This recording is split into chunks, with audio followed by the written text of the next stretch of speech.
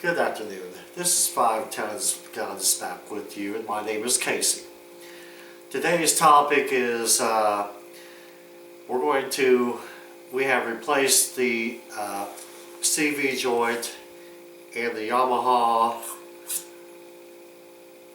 Rhino, the 700 Rhino. So you can see that this one here is pretty much clear out. Started to make a noise, and we looked, and this is a result of backing up in brush, and they don't have any rear protection on the CV joints on these Yamahas. So anyway, we've replaced this. I want to show you how easy it can be done. You do have a snap pin here,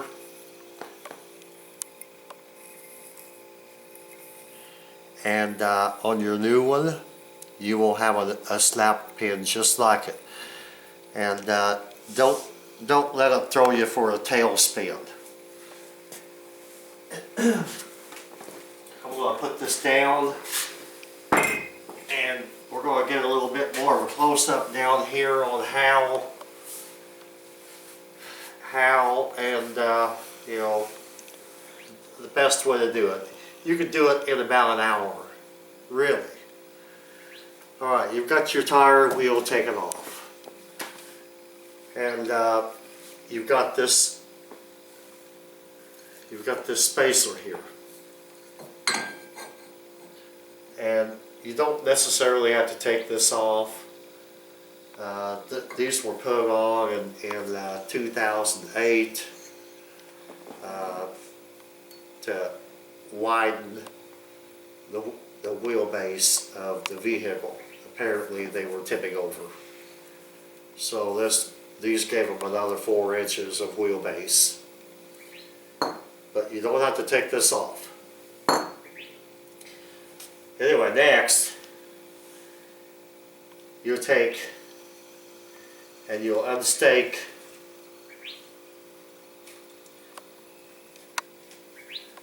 your retaining nut.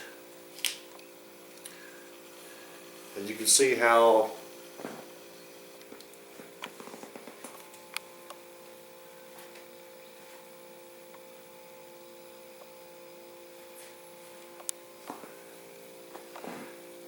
now this gave me some trouble. Now, what you'll need to take this off is an 1¼ socket, preferably a 3/4 inch, and I still had to cheater bar it and jump up and down on it. But they are standard right-hand nuts. At first I thought, well, are they left-hand? Because the manual is not very specific on doing this. So next you'll take your 12mm wrench. Take these 2 bolts off of your brake caliper, top and bottom, and then you'll swing that away up here and get it out of the way. And once you do that, you'll take these two bolts off.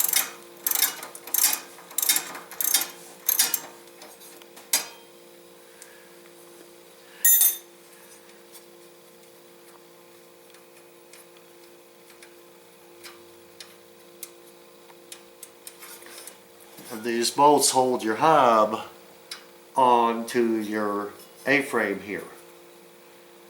And the different sizes wrenches. Very soon's got it all written out on what you're going to have for this job.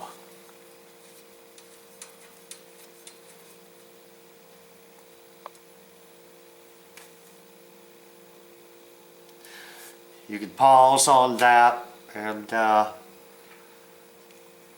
but we'll carry on here. This will release this whole assembly here. Everything except for your CV joint shaft. So then you don't have to do anything with the shock absorber or do anything else. You just raise it up and kind of give it a little yank, and that pin will just come right on out. Now that's actually a holding device so that you could get things together. On the old Polaris's, especially on the front ends, they did not have that grooved pin on their spines. So you had to have 3 arms to get the thing together, and if you lost it, you'd have to start all over again. It was so frustrating.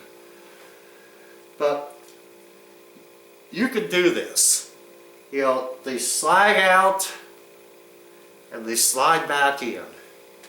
And I did, you know, the manual says, well, the manual tells you to run these 255 foot-pounds. And, well, I jumped up and down on it. And I think I got it. And then you stake it. And I did use, went back in with red Loctite here, just to make sure. Anyway,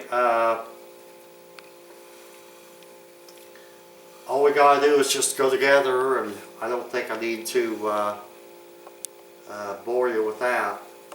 You know, you've got, again, take your rigid core nut off, break it loose anyway, you know, unstake it. They're going to give you a brand new nut with your shaft, and our particular shaft came from Auto Shack, which I thought was out of business, and it was postage paid for $45, which I don't think that's a very bad deal. But you get your nut off, your calipers off, two bolts for that. Take these 2 bolts off, one bolt off on the top, and one bolt on the bottom on your A-frames here, and lift things up, and these CV joints will slide in and out.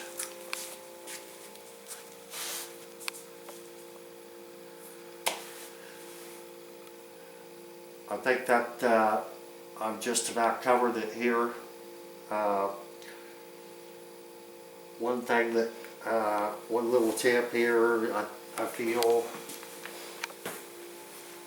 is to, I did have to modify a 1/4-inch square chisel down to about 3/16 in order to unstake that nut. And at the time I did not realize that they gave you a brand new nut. So I was trying to be really, really careful. But anyway, we got a new nut, and you can see the striations, I hope, here, where, you know, how tight it was. And also the manual says, it will tell you that on your nut and your hub, have it free of any grease or oil. And I can see by the striations on this nut that yeah, it's a dry tight. So hope this has helped you out.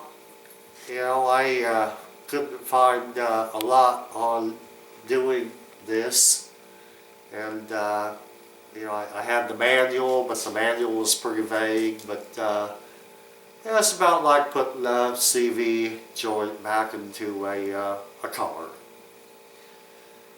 So that'll be it for today, and we'll see you in our next video. Thank you for watching, and push the like button and subscribe. Bye bye for now.